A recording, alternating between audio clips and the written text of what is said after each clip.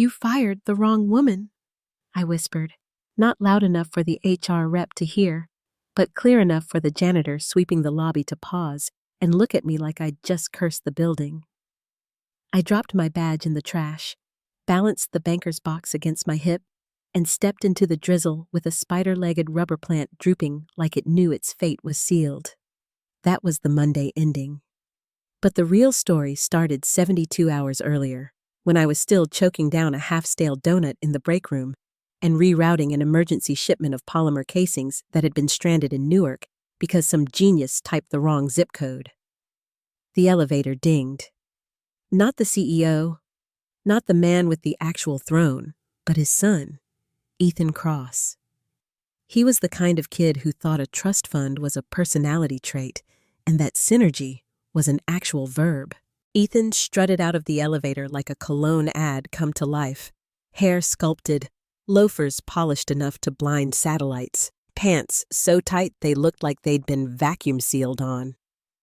The receptionist clapped, like a long-lost prince had just returned from exile instead of a spoiled brat who probably couldn't open Excel without an assistant. Ethan didn't bother with greetings, didn't shake hands, didn't even fake a smile. He marched across the bullpen like he owned the oxygen and shouted, "All department heads in the conference room, 10 minutes tops." Then he disappeared behind glass walls, pacing like he had a TED Talk to rehearse. We shuffled in like cattle, coffee still half full, shoulders hunched, praying maybe this was a pep talk, not an execution. Spoiler, it wasn't. First sentence out of his mouth. "This place runs like a retirement home. That ends today." He leaned back in the chair, elbows spread, smirk dialed to maximum. "Now, I've survived 3 mergers, 1 CFO indicted for fraud, a blackout that fried half our servers, and a Christmas party where someone from accounting decided twerking was a gift to humanity." But nothing prepared me for the slow, practiced smirk Ethan gave me when he locked eyes. It was the kind of smirk that said, "I saw your salary, and it gave me a hard-on." I didn't blink. I didn't flinch. But I knew it was done. The guillotine was already rolling down the hall. That night, I stayed late. Not to catch up on invoices, not to meet deadlines. I was erasing things, clearing my desk, pulling out old notebooks with scribbles only I could decipher, vendor contact lists I'd already memorized. I stripped my workspace bare until it looked like a motel room abandoned after a storm. And then, just for fun, I taped a flash drive under my keyboard, a relic of the battles they never saw me fight. Tuesday morning, 10:04 a.m., my phone buzzed. "Hi, Rachel, can we chat real quick?" HR voice syrup sweet, like they were offering cookies instead of a firing squad. I followed them into what they call a wellness suite. Beige walls, cheap coffee, a motivational poster peeling at the edges. They slid a folder across the table and delivered the line like it was rehearsed at some seminar. "Your role has evolved past necessity." Translation? "Pack your things, dinosaur. Ethan wants his sandbox free of anyone who actually knows how to build castles." I didn't argue, didn't beg, didn't cry. I asked one question. Did Ethan sign this? The HR rep blinked, confused. Yes." I smiled. Perfect. Because Ethan Cross, the boy king with tailored suits and buzzwords for breakfast, had no idea who he'd just cut loose. Here's what he didn't know. Last fall, our most important supplier, Midwest Polymers, was one board vote away from collapse. Everyone else ignored them. I renegotiated contracts, shifted payment terms, kept them breathing. They called me their quiet savior. To me, it was just Tuesday. But Ethan? He didn't have a clue that without Midwest Polymers, 70% of our production pipeline went bone dry. Casings, molds, custom rigs, none of it shows up by drone. It comes from one small, desperate, underfunded company whose lifeline was us. And I knew exactly how to make that desperation mine. So I walked out of HR's beige coffin of a room, folder tucked under my arm, pretending defeat. On the outside, I was just another laid-off manager with a dying plant. But inside, I was already calculating. Severance, check. Pension, check. Credit lines, negotiable. A brother-in-law who dabbled in law when he wasn't gambling on fantasy football, check.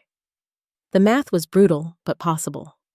All it would take was every safety net I'd ever built, every scrap of loyalty I'd saved, and the one thing Ethan would never understand: leverage born from sweat. By the time the elevator doors closed behind me, my plan was already alive. Ethan thought he'd erased me. What he actually did was hand me the keys to the jugular vein of his father's empire. The thing about walking out of a company you've given half your life to is that the silence afterward doesn't feel like peace. It feels like static. Like a TV left on in a motel room, buzzing at a frequency only you can hear. I carried that buzzing all the way home, past the rain-slick streets, into my apartment where the rubber plant wilted in the corner like it had given up too. I poured myself 2 fingers of bourbon and stared at the wall until the math came together. See? Ethan thought firing me was subtraction. Remove cost, add value. But real math? It's leverage. And I knew the one equation he never bothered to learn. Midwest polymers equals oxygen. No casings, no molds, no rigs, no product. No product, no revenue. Simple enough that even a spoiled MBA dropout should have seen it. But Ethan was too busy polishing his loafers and practicing smirks in boardroom glass to notice. Last fall, Midwest had been circling the drain, a family-owned plastics manufacturer clinging to one major client: us. They were drowning in debt, missing payroll, ready to sell off machinery at auction.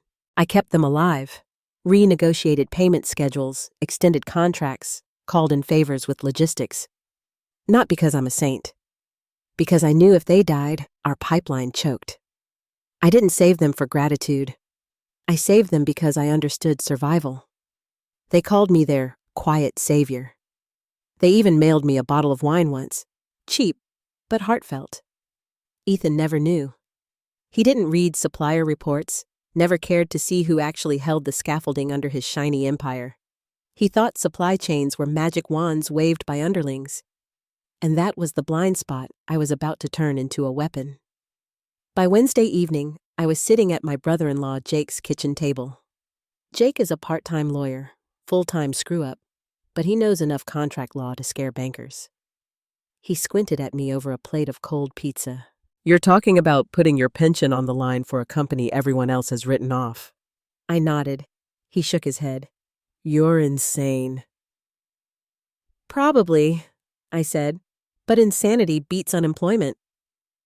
We drafted papers that night. Majority control clause, board override, immediate transfer of voting rights. It was messy, ugly, written in language only a lawyer desperate for rent money could love. But it would hold. The next step was convincing Midwest's owner, Bill Forrester, to sign. Bill was a man with grease under his nails and worry carved into his forehead. I found him in his garage, surrounded by oil stains, broken tools, and half-finished projects. He was chewing a Slim Jim when I handed him the envelope. He opened it, stopped chewing. "Rachel, what the hell is this?" "It's a rope," I told him. "You're drowning. I'm offering you a way out, but the rope is tied to me." He paced, muttering. "Ethan Cross? He's the one who... You..." His face went redder than the bourbon label between us. "He fired you?" I didn't answer. Didn't need to. Silence can be a louder yes than any shout. Bill looked at the papers again. His hands shook. Finally, he exhaled like a man who'd been underwater too long. "You're either saving me or burying me." "Both," I said. We signed it on the hood of his pickup, ink smudging under the flicker of a dying garage light. The bourbon bottle clinked against the metal like a church bell for sinners. And just like that, with my severance, my pension, and a credit line that would make most people faint, I owned 51% of Midwest Polymers. Majority control, board override. Immediate authority. Quietly, legally, irrevocably. No LinkedIn announcement, no press release, no hashtag about resilience. Just a silent coup written in toner and bourbon sweat. By Friday night, I sat alone in my apartment, contract folder on the table, bourbon glass half empty, watching the rain streak down the window. It didn't feel like victory yet. It felt like loading a gun. The kind of weapon you don't fire in anger, but in precision. Revenge, if done wrong, is just arson. Flash, smoke, ashes. Done right? It's surgery. Cut here, stitch there. Reroute the arteries until the body doesn't even realize it's yours to command. And Ethan?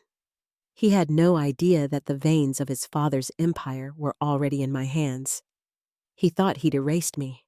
What he actually did was fund the down payment for his own funeral. Sunday morning, I drafted one email. Subject line: Let's talk supply chain. No body text, no signature. Just an attachment. New pricing terms. Double rates. Payment upfront. 30-day turnaround. With penalties that could crush them. Then I hit send. I didn't expect a reply right away. I expected panic. And panic, like debt, always compounds with time. By Monday morning, I didn't need coffee to wake up. The adrenaline had brewed itself. My email sat like a landmine in Ethan's inbox, a PDF-shaped bomb with a timer set for humiliation. I walked through the glass doors of Cross Industries, not as an employee, but as a visitor, a contractor, a ghost carrying a manila envelope thick enough to end dynasties. The receptionist's eyes widened like she'd seen Lazarus walk in. Last week, she handed me tissues in HR. This week, she fumbled for a visitor badge like it was a shield against karma. My boots left rain prints on the polished floor. The same boots I wore when Ethan fired me. There's a kind of poetry in stepping back onto the battlefield, wearing the same armor they thought was scrap. Ethan spotted me across the bullpen, pale as skim milk left too long in the sun. He actually sprinted in a $1,000 suit, toward the conference room, phone to his ear, whispering urgently into the receiver like a child calling for his dad to come pick him up from detention. Too late. The elevator dinged, and out stepped the real king, Robert Cross, CEO, Ethan's father. The man who actually sat on the throne Ethan only borrowed. Robert's eyes scanned the room until they found me. "Why is Rachel here?" he asked, voice calm but with an undertow that promised storms. No one answered, so I did. "Because your son terminated our biggest supplier, and the new owner of that supplier? Well, you're looking at her." I handed the envelope to his assistant. Silence, heavy and electric, spread through the room. Ethan tried to laugh, a nasal, desperate chuckle that sounded like a balloon deflating through a straw. "Dad, she's bluffing. This is a stunt." Robert opened the folder, flipped one page, then another. His face hardened with each line, and then he screamed. Not raised his voice. Screamed. A howl that rattled the glass walls and sent interns scattering like pigeons. "You fired who?" The words hit Ethan like bullets. I swear I saw the janitor in the corner grip his mop like it was a rifle. Ethan stammered, sweat already forming. "Dad, I didn't know. How could I know?" Robert's glare could have cut steel. "Because you don't read, Ethan. You don't listen. You swagger around spitting buzzwords while the people who built this place hold it together with duct tape and caffeine." He turned to me. "What do you want, Rachel?" The shift was immediate, not a threat, not a plea, a negotiation. I slid a second envelope across the table. Inside, new vendor contract, revised terms, double the rates, payment up front, delivery timelines on my discretion, and one little clause in fine print. All executive liaison positions must be approved by vendor leadership being me. Ethan lunged for the papers, but Robert slammed his palm down so hard the pens jumped. "You will not touch that," he growled. Ethan froze, face slack, like someone yanked his USB cord mid-update. Robert's voice dropped, low and dangerous. "If I sign this, are you coming back?" I almost laughed. Almost.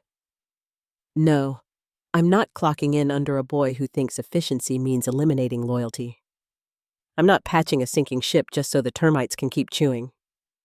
I'll sell you the nails, Robert, but I won't rebuild your house." I buttoned my coat, calm as a funeral director. Ethan's voice cracked behind me, high and panicked.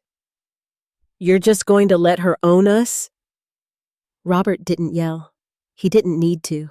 His voice was cold enough to frost windows. "She already does." That was the moment, the power shift. The exact second I felt the blood flow reverse in the veins of the company. I wasn't an employee anymore. I was the bloodstream, and they knew it. By Tuesday, the ripple had hit every corner. Procurement called in a panic. Finance left voicemails at midnight. A Slack message leaked from an intern. 16 crying emojis and the words, "We're screwed." Rumors spread like wildfire. Rachel Carter, ex-employee, now majority owner of Midwest Polymers, the jugular of cross industries. But I wasn't reckless.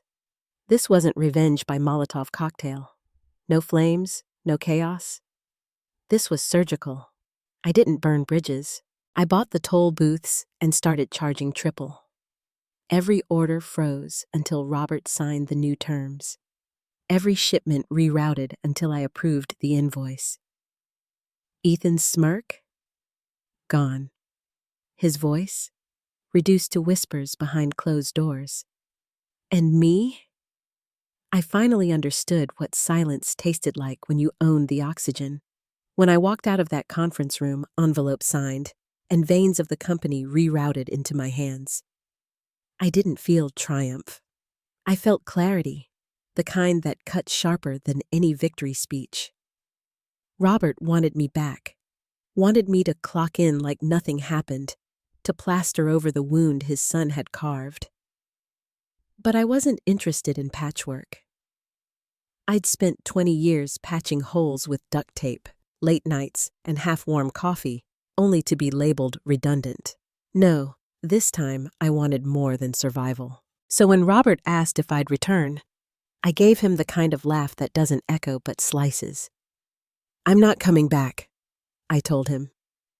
"I won't wear a badge under a boy who thinks integrity is optional and loyalty is a liability.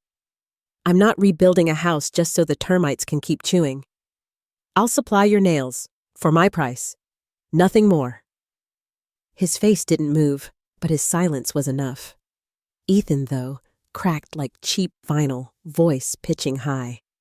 "Dad, she can't do this! We're the client!" Robert cut him off with one glare, the kind that doesn't just silence, it erases. "She already did," he said. And with that, Ethan's kingdom dissolved. The fallout was immediate.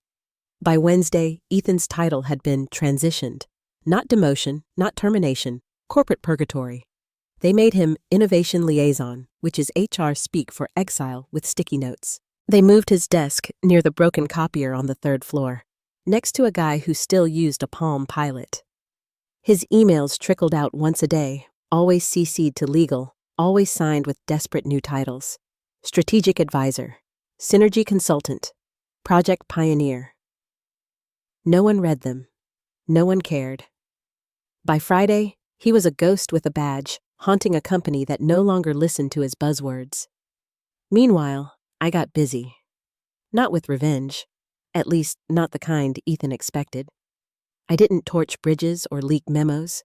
I bought toll booths. Quietly, methodically.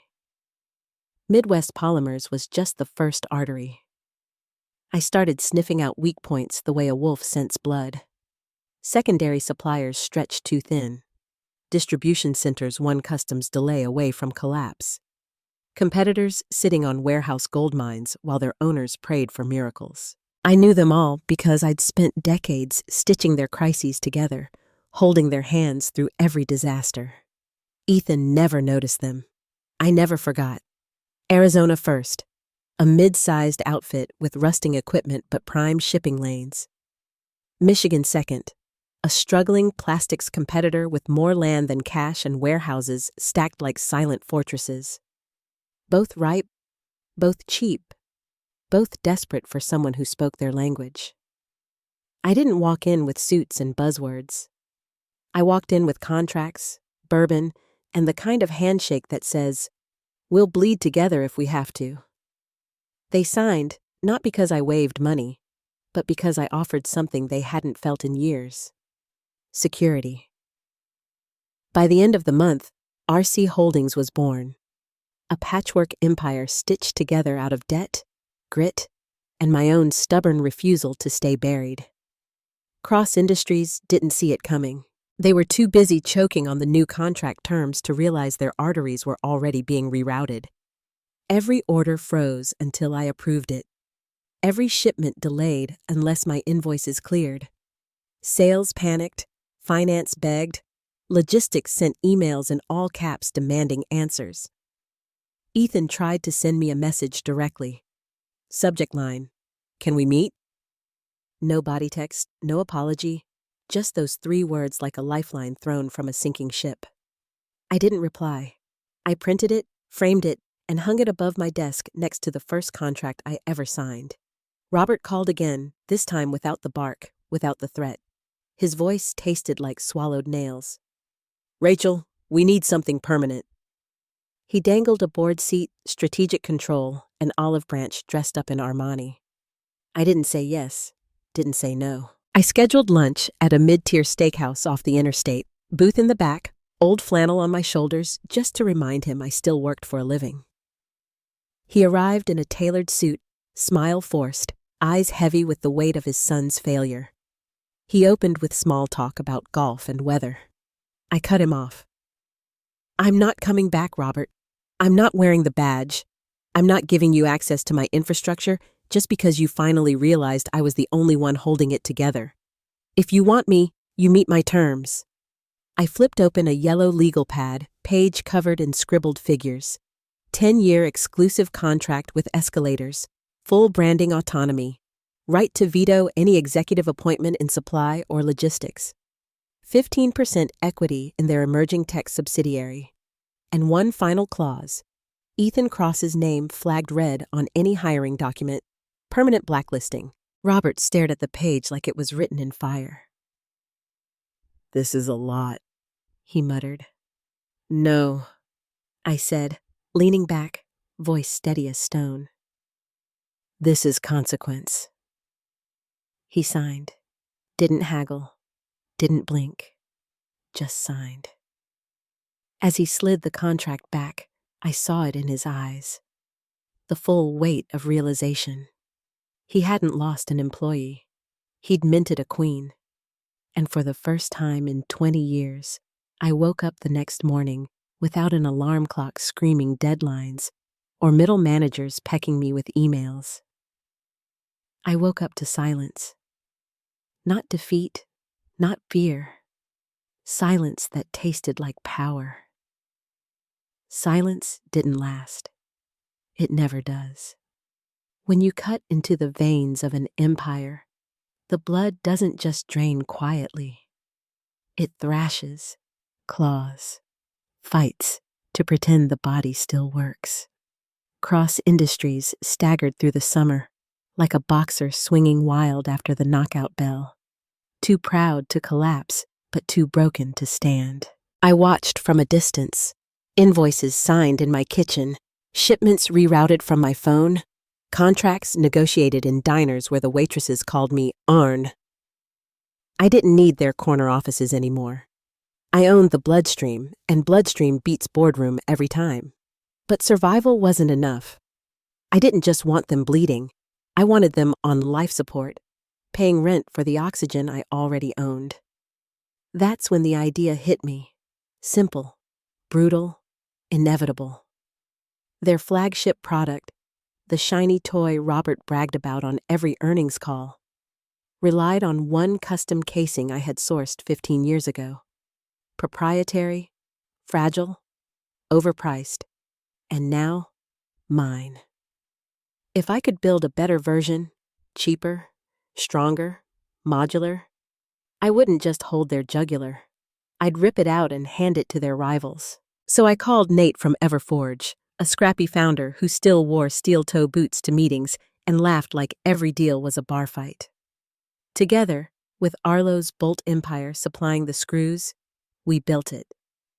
Nights blurred into mornings, warehouse floors became drafting tables, and within weeks we had a prototype that made Cross's casing look like a toy from a cereal box. I filed the patent in my name. My name. 2 weeks later, Everforge blasted out a press release. Breakthrough partnership redefines next-gen manufacturing. Trade blogs ate it up. Investor calls turned into panic rooms. Cross's biggest clients started dialing Everforge before Robert could pour his morning coffee. And the best part? Cross Industries had to call me to license the very design that replaced their crown jewel. Robert's voice cracked over the line, brittle as old glass. "We're willing to pay above market," he said. I smiled at the ceiling. "You already did," I answered, "the day you let your son sign my termination papers." I faxed the quote at triple. No counter. Just a wire transfer, full amount. The empire that once cut me loose was now paying rent to sleep in its own bed. And Ethan? He evaporated. His name disappeared from the executive registry without a memo, without a farewell email, without even a LinkedIn update. Ghosted by his own bloodline. Rumor said he tried interviewing at a Boston startup, but got laughed out of the room when someone spotted the Midwest clause I'd slipped into contracts, a blacklist by proxy. No matter where he went, my shadow walked in first, whispering, "Do not hire." For once in his life, Ethan's smirk had nowhere left to land. Meanwhile, I grew. Arizona and Michigan folded neatly into RC Holdings, warehouses humming, invoices pouring in black instead of red. Small suppliers who had once been terrified of giants now knocked on my door, contracts in hand, ready to bleed loyalty if it meant survival. I didn't need billboards or slogans. My brand was fear and inevitability. You don't ignore the person who controls your arteries. You pray you stay in their good graces. Cross Industries flailed, shipments stalled, lead times stretched. Clients defected to Everforge like rats fleeing a sinking yacht. Their quarterly call was comedy dressed as tragedy. Charts flatlined, analysts asking if it was true their core supplier now owned a stake in their competitor. Robert stammered through non-answers. Ethan's name was never mentioned. By the time the stock dipped, by the time whispers of bankruptcy started, my phone was buzzing with offers from their rivals, each one willing to pay triple just for my signature. But I wasn't chasing fireworks. Revenge by spectacle burns quick and cheap. I wanted permanence. So I consolidated. Every vendor Cross had underpaid, ignored, or threatened with restructuring. I scooped them up one by one. Some cost pennies, some cost years of goodwill, but they all signed. I wasn't burning bridges. I was building a toll road, and every truck that rolled through the Midwest now passed under my banner. The finale came quieter than I expected. A letter, embossed, delivered by courier. The board of Cross Industries inviting me to Aspen, their annual retreat, theme of the year. Resilience in modern enterprise. They wanted me to keynote, inspire the next generation. The same people who nodded when I was escorted out with a dying plant now wanted me to hand them wisdom in a ski lodge. I laughed so hard I nearly spilled my bourbon. Instead, I bought the lodge next door, booked it the same weekend, invited every supplier they'd ever bled dry, every vendor they'd ghosted. We called it the Supply Chain Revival. At the kickoff dinner, I raised a glass to the forgotten. To the ones they called replaceable, I said. To the ones they forgot had teeth. And we drank, while across the mountain, Robert and whatever remained of Ethan sat through another PowerPoint about lessons learned.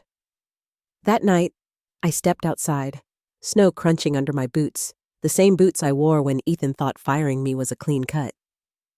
I looked at their glowing lodge across the slope and wondered if they'd ever understand. I wasn't their cautionary tale. I wasn't their redemption arc. I was consequence. They severed the vein, and now the body bled. And I owned the transfusion. The mountain air in Aspen was thinner than the air back home, crisp and biting, like it wanted to remind me that power is supposed to leave you breathless. I stood outside my lodge, bourbon in hand, watching the lights flicker across the slope at Cross's retreat. Inside their walls, I imagined Robert pacing, Ethan sulking if he'd even bothered to show up, board members clutching clipboards with buzzwords like resilience and innovation printed in bold font. Across the way, in my lodge, laughter spilled out of the dining hall, the laughter of men and women who had spent years being treated as disposable parts, now realizing the machine didn't run without them. I'd given them something Cross never could: recognition, not just survival. The irony wasn't lost on me. For decades, I was the invisible scaffolding, patching leaks, rerouting shipments, saving their empire in silence. Then, one spoiled heir with a smirk erased me with the stroke of a pen. And in that erasure, I discovered the only truth that mattered. Silence is power when you control where it lands. By the time we packed up from Aspen, RC Holdings wasn't just a supplier. It was the bloodstream of half the industry. Every invoice carried my initials. Every truck on the interstate might as well have had my name painted on its side. Cross Industries had no choice but to bow to the terms they once laughed at, signing contracts written in my handwriting, whispering my name in boardrooms like it was both curse and prayer. Their pride had turned into dependence, their arrogance into desperation. And Ethan? He was nothing more than a cautionary ghost story executives told their interns about what happens when you confuse swagger with strategy. His LinkedIn sat abandoned, last title updated to Innovation Liaison, a joke even algorithms refused to endorse. My clause in the contracts ensured no one would ever take him seriously again. He had been reduced to a footnote, a smear of ink that reminded me sometimes the cruelest punishment isn't fire, it's erasure. But I didn't stop there, because once you've learned how to reroute arteries, you don't just keep the heart beating, you start building a new body. I consolidated the Arizona and Michigan acquisitions, turned them into hubs, invested in machinery that actually worked, hired back workers who had been laid off by men in suits who never touched the factory floor. I gave them equity, not speeches. I told them the truth. I wasn't here to play savior. I was here to make sure no spoiled prince could pull the plug on them again. And they believed me because they'd seen me bleed too. The offers kept coming. Consulting firms wanted my insight.